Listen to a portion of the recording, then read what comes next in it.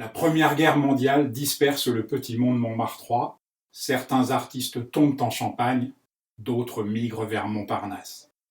Les escaliers de la butte sont de plus en plus durs aux miséreux Frédé et Lolo qui déplacent leurs vieux os près de Saint-Cyr-sur-Morin, en Seine-et-Marne.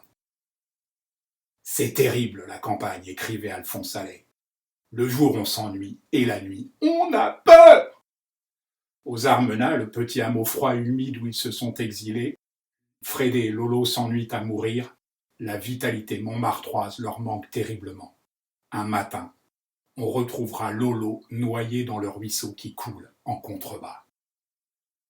C'est à ce jour le seul cas de suicide avéré d'un âne dont le pauvre Frédé ne se remettra pas. Il mourra peu après. Le cœur de Roland d'Orgelès ne quittera jamais tout à fait Montmartre. L'écrivain est d'ailleurs enterré au cimetière Saint-Vincent. Les Croix de bois, un roman inspiré par son expérience de la guerre, le rend riche et célèbre dès 1919.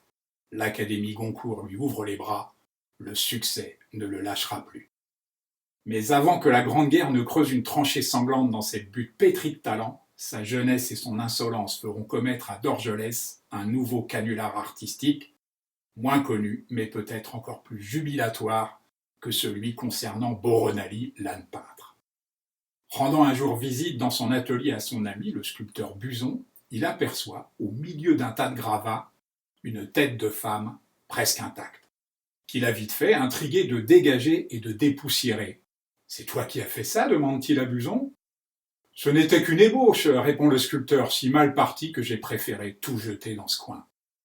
« On jurerait du marbre de Naxos, je t'assure que c'est un très beau travail, » affirme Dorgelès, qui ajoute « Cette tête aurait sa place au département Antiquité grecque du Louvre, période cycladique. » Pour un artiste qui prône le retour aux valeurs classiques, te voilà tout proche des cubistes, c'est sans doute l'inconscient qui a parlé.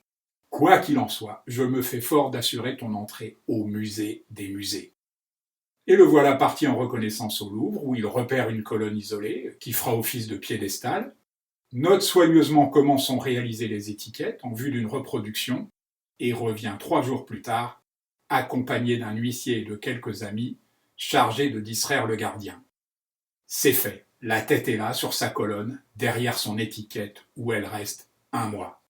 Roland d'Orgelès revient alors encore une fois au Louvre, à une heure de forte affluence, avec des journalistes et le constat d'huissier, et raconte toute l'histoire devant une assistance hilare, avant de se mettre à hurler « C'est une infamie, on se moque de nous! On nous déshonore aux yeux de l'étranger! Cette tête est en vulgaire calcaire de Pontoise !»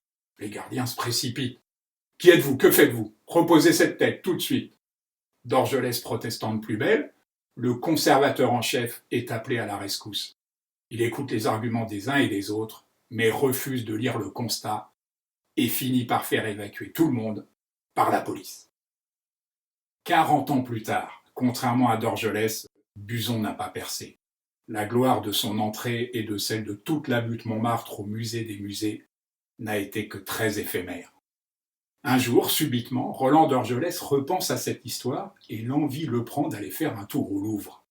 Il se rend sans attendre au département des Antiquités grecques, période cycladique, où il retrouve la tête, qui est toujours là, esselée sur son piédestal derrière son étiquette. Numéro 402, tête de divinité entre 2700 et 2300 avant Jésus-Christ, fouille de Délos, 1902.